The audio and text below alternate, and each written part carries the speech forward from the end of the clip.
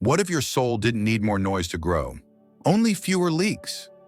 In a world where expression is currency and performance is survival, silence has become rare. Not the awkward kind, not the fearful kind, but the kind that carries weight, the kind that builds presence, the kind that guards what chaos cannot reach. Somewhere along the way, you were taught that being strong means being loud, that to be wise is to constantly explain, that to be kind is to always be available. But the Stoics lived by a different law, a quieter one. They didn't fight for attention. They withdrew with intention. They didn't shout their truth. They embodied it so fully that it didn't need defending. You don't need more to become more. You need less that distracts you from what you already are. Less overexposure, less urgency, less reacting to every tug on your attention. In the age of digital demands and emotional exhaustion, protection isn't armor, it's ritual. And some of the most powerful rituals are the ones no one sees. No applause, no announcement, just quiet patterns that anchor you in a noisy world. This isn't about becoming distant, it's about becoming undisturbed. In this episode, we'll reveal 7 silent habits the Stoics used, not to escape, but to remain intact. Habits that don't just change your behavior, they change your bandwidth, your boundaries. And slowly, without needing to prove a thing, they restore the sacred ground you've always had inside, the guarded soul. You weren't always this exhausted. Once your mind felt like open sky, quiet, spacious, untouched by the static of other people's noise. But now everything demands a reply. Notifications chirp like digital birds. Timelines scroll like endless monologues, and even your silence feels interrogated. You go to bed drained not from action, but from attention. Not from what you did, but from everything you absorbed. And here's the wound no one wants to admit. It's not the world that overwhelms us. It's our lack of boundaries within it. Modern life isn't designed to honor your soul. It's designed to monetize your reactions. Every ping, every message, every subtle guilt trip for not responding instantly, these are not mere distractions. They are leaks. And over time, those leaks form fractures. You try to protect your peace by working harder, sleeping more, or cutting people off, but still feel hollow. That's because true protection isn't about who you block. It's about what you allow in silently. Your greatest threat is rarely loud, it's subtle. It's the invisible expectation that you must explain, respond, react, clarify, perform. It's the belief that being accessible is the same as being strong. But the Stoics taught otherwise. They believed that peace was not a mood, it was a decision. It was not found in the absence of pressure, but in the presence of practice. And most importantly, they didn't wait for the world to honor their soul. They ritualized the act of guarding it. That's what this episode is about. Not escapism, not rebellion, but silent sovereignty. Because when you're no longer explaining your worth, no longer leaking your essence through every open door, you begin to rebuild the fortress within, quietly, intentionally, daily. So if you've been feeling porous, emotionally exposed, mentally hijacked, or soulfully thin, this is for you. We'll walk together through 7 habits not often spoken aloud, but once practiced, they don't just protect your peace, they reshape your presence. And that, my friend, is where real transformation begins. Before the world touches you, touch nothing. That is the essence of the Morning Stillness Protocol, a sacred pause between sleep and existence, where your soul is allowed to breathe before the noise begins. Most people wake up and immediately reach for their phones, flooding their mind with other people's priorities, opinions, and problems. But the Stoics knew, the first voice you hear each day should not be the world's. It should be your own, or better yet, the silence beneath it. Because how you enter the day determines how the day enters you. Marcus Aurelius began his mornings not in command, but in contemplation. He wrote not to perform, but to purify. His stillness was not passive, it was preparation. In a world where the morning is now hijacked by algorithms and artificial urgency, this protocol becomes even more essential. It is not a productivity hack. It is an act of soul preservation, a declaration that before you react, you must return. Before you give, you must ground. Before the outer world makes demands, your inner world must be heard. The Morning Stillness Protocol is simple, but not easy. It means spending the first 7 to 10 minutes of your day in complete silence. No music, no messages, no movement that seeks escape, just presence. Eyes open or closed, seated or standing, it doesn't matter. What matters is that you don't outsource your orientation. You reclaim it. Even if thoughts come, especially if they come, let them arrive like clouds, not commands. This silence isn't meant to make you feel good. It's meant to remind you that your worth doesn't begin with output. From a psychological lens, this is a reset of your brain's dopamine system. From a philosophical lens, this is a ritual of remembrance that you are not a reaction machine. You are a sovereign being. This habit disrupts the cycle of unconscious reactivity and trains the mind to respond from stillness, not from scattered urgency. It builds your inner signal so the outer noise doesn't own you. The strongest people in history didn't conquer their mornings with alarms and hustle. They protected it like a monastery. They treated it as an altar, not an inbox. So ask yourself tomorrow, will you wake up and scroll? Or will you sit in silence and guard your soul before the world attempts to steal it? In a world obsessed with speed, the Stoics practice pause. The observation delay is the art of not responding immediately, of allowing space between stimulus and self. Most people confuse reaction with strength. They think answering fast means they're smart, proving a point means they're right, and asserting dominance means they're in control. But a Stoic knows, control is not how quickly you act, but how slowly you choose.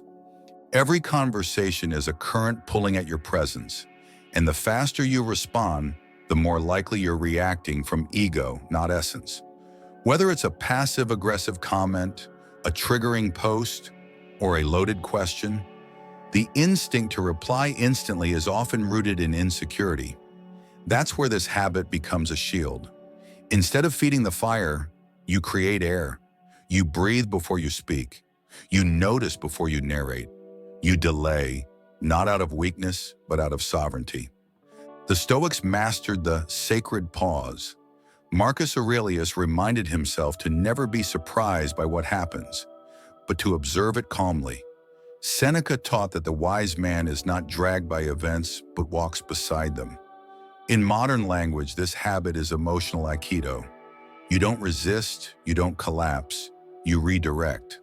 A 2-second pause may not seem like much, but it changes everything. It restores the space where wisdom enters and impulse exits. The practice is simple. Whenever you feel provoked, breathe once, slowly.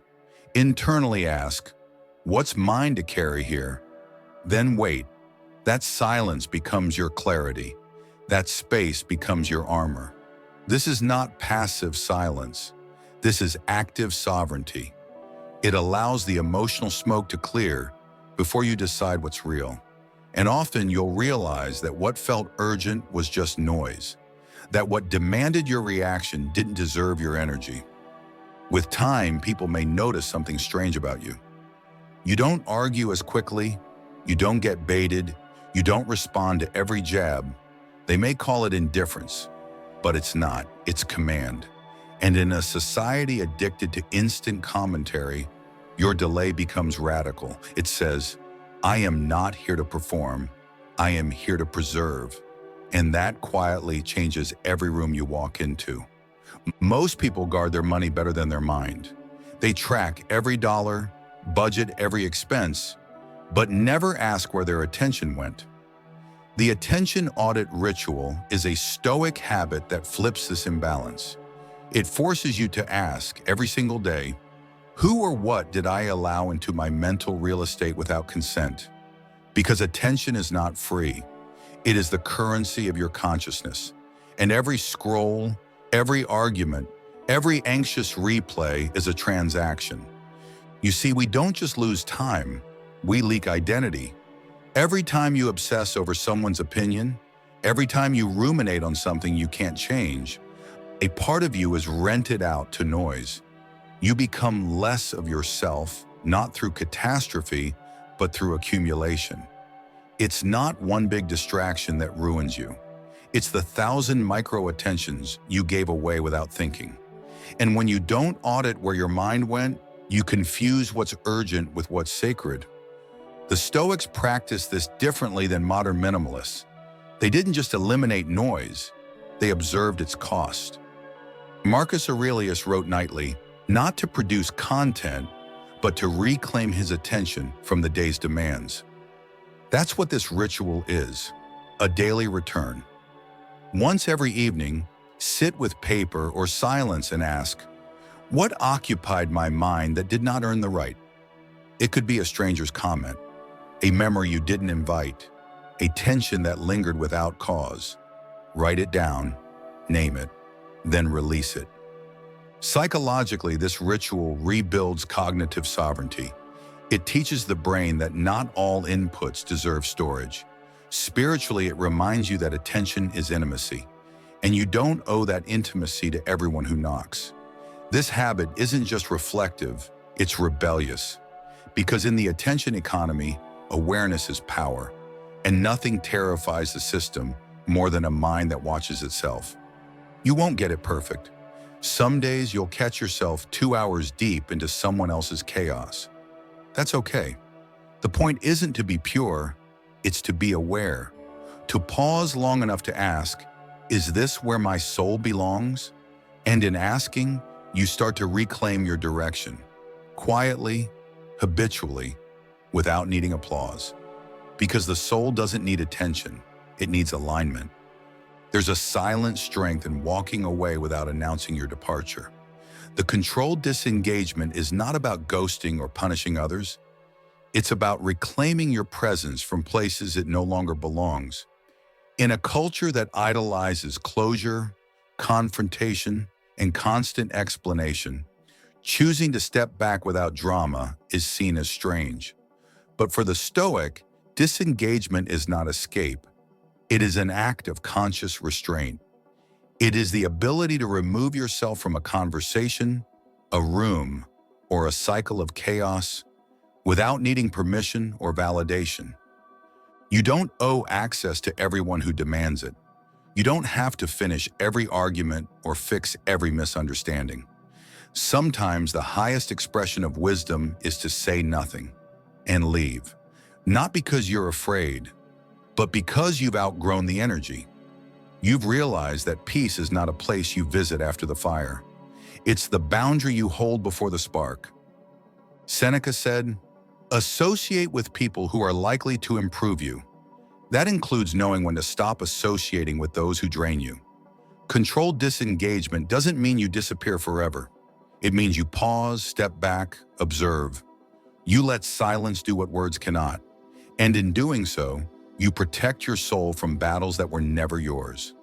Psychologically, this habit builds emotional clarity. Instead of reacting from heat, you create a cooler frame of reference. You observe the tension, the need to explain yourself, the impulse to prove a point, and you don't move. You let it pass. Spiritually, it is the art of choosing your altitude. Not everything deserves your descent. Some things should not be fought, they should be outgrown. The practice? When you feel emotionally baited, pause, say less, step away. Not as a tactic, but as a form of inner hygiene. Protecting your energy is not selfish, it's strategic. You're not here to be understood by everyone. You're here to remain whole. Let others wonder. Let them misunderstand. You don't need to burn the bridge.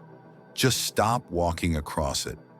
When you master controlled disengagement, you gain a strange kind of power, the power of being unbothered. Not because you don't care, but because you've learned the value of your peace. And that kind of silence, it echoes louder than any final word. There are truths too sacred for conversation, emotions too vast for vocabulary. The confession without voice is the Stoics' habit of unburdening the soul, without ever speaking a word. While modern culture tells us to open up, to share, to process aloud, the Stoics knew there was another way. Not every wound needs a witness. Not every fear needs framing. Some confessions are meant to be felt, not filtered. To be written, not tweeted. To be released in silence, not recycled in speech. This practice isn't about repression. It's about redirection. You don't deny what you feel. You transform how it's processed. Instead of venting your inner storm to anyone who'll listen, you channel it through ritual. That might mean ink and paper. That might mean sitting in the dark and naming what aches without needing it echoed back. It might mean breathing through a shame so heavy that language would only make it smaller. Some emotions are too honest for words. Marcus Aurelius wrote his meditations not for an audience, but for himself. His journal was his temple, his confessional, his mirror. In those pages, he said what could never be said aloud, not because it was shameful, but because it was sacred. That's what this habit offers, a private altar where your soul can lay its weight without performance, without pretense. Psychologically, this habit lowers the need for external validation. It rewires the nervous system to self-soothe through presence rather than attention. Spiritually, it honors the truth that not everything needs to be shared to be processed. Sometimes silence is not suppression, it's sanctification. When you stop outsourcing your healing to conversations that can't hold you, you begin to reclaim your emotional authority.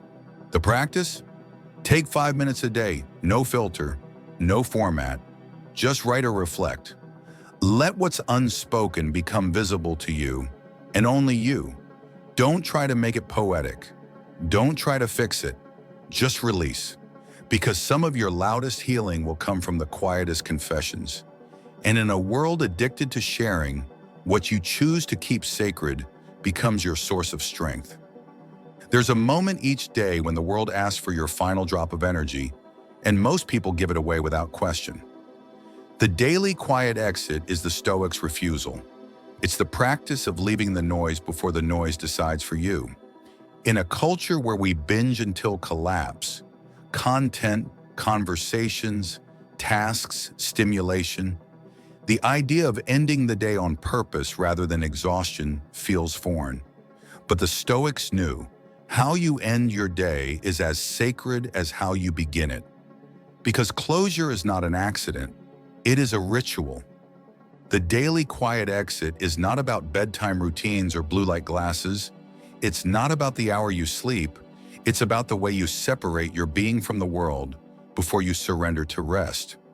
Most people scroll themselves to sleep, their mind filled with arguments they didn't have, strangers they'll never meet, and problems that were never theirs. And they wonder why they wake up tired. The Stoic doesn't crash into the night. They step out quietly, like a monk leaving the temple. Seneca wrote, "We should every night call ourselves to an account." This was not judgment, it was liberation. To look at the day, acknowledge it, release it, and walk away. The daily quiet exit may mean dimming the lights 10 minutes early, breathing deeply, speaking nothing, reviewing your actions, not to punish, but to honor your effort, to say, "I showed up, and now I let it go." Psychologically, this habit closes mental loops. It trains the brain to distinguish between effort and outcome. Spiritually, it marks the threshold between doing and being. It reminds you that you are not your unfinished to-do list. You are not your inbox. You are not a productivity machine with legs. You are a soul that requires release every day. The practice is simple but powerful. Disconnect with intention. not just from screens, but from identity.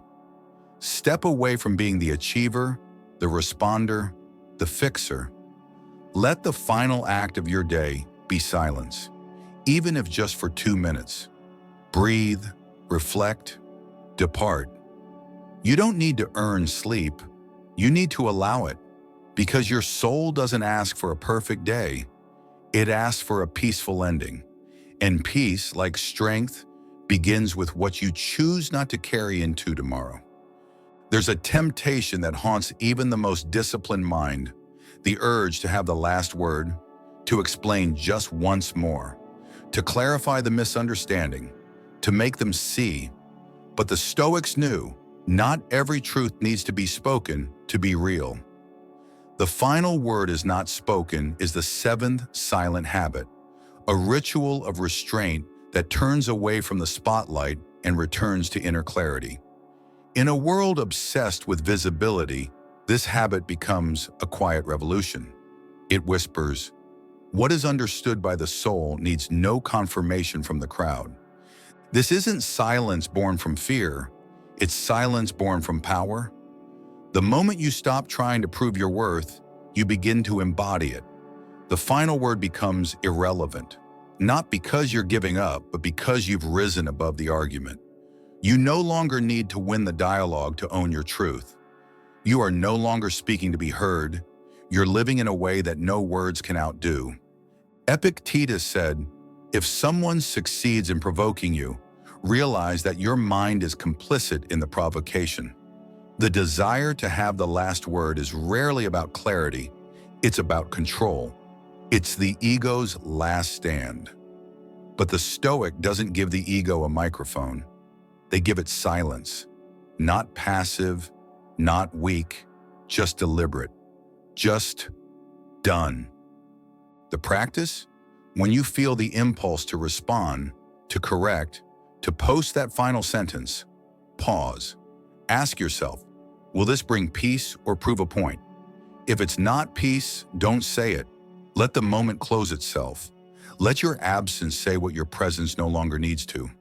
Over time, your silence will speak louder than any carefully crafted argument. It will say, "I'm not here to be right. I'm here to be free." Psychologically, this habit rewires the need for external validation. Spiritually, it sharpens your intuition. You stop performing and start perceiving. You begin to realize that not every fire needs your breath. And when the urge to explain fades, something beautiful happens. You finally hear your own voice again. Not the one others demand, the one that just is, unapologetic, quiet, complete. The final word isn't always the one that's said. Sometimes it's the one that stays within you and stays true. You began this journey chasing peace. You may not have said it out loud, but you felt it in the fatigue behind your eyes, in the noise behind your thoughts, in the ache of constantly being available yet never truly seen. And maybe, like most, you thought peace would arrive through addition, more advice, more control, more protection. But the Stoics knew the truth. Peace is not something you chase, it's something you preserve, not through noise but through silence, not through conquest but through discipline. It's not the world you must change, it's what you allow to touch you. What you've just uncovered, these 7 silent habits, are not life hacks. They are spiritual scaffolding. Each one carves a boundary so your soul doesn't leak. Each one is a refusal to be pulled into a storm that doesn't belong to you. And together they do something rare in today's culture. They help you remain intact, not reactive, not performative, intact. Because in an age where everyone's voice fights for space, your silence becomes sacred. The transformation is quiet. No one will applaud your pause. No algorithm rewards stillness. No crowd gathers for your refusal to explain yourself. But beneath the surface, your nervous system begins to heal. Your attention stops bleeding. Your energy stops scattering. You begin to respond, not react. To notice, not narrate. You trade volume for vision, and you start to live from a deeper rhythm, one that doesn't shout but echoes. The Stoic twist is this: power does not always look like speaking. Sometimes it looks like restraint. Strength is not found in how loud you are, but in how little the world disturbs your core. The ancient philosophers didn't just teach detachment from outcomes. They embodied devotion to inner architecture. They knew that in silence we don't lose ourselves. We return to who we were before the noise. So when someone asks you what you've been doing differently, you won't need a script, just a smile. You'll know. You'll feel the difference, not because the world changed, but because your boundary did, because your soul is no longer up for auction. And that shift, though silent, is irreversible. You've made it this far not because you needed more information, but because something inside you was ready for transformation. And now you know, silence isn't emptiness. It's structure, it's strategy, it's self-respect. In a world that monetizes your reactions, these silent habits are how you reclaim yourself. Quietly, consistently, completely. But here's the truth few dare to tell. Your peace will be tested the moment you start protecting it.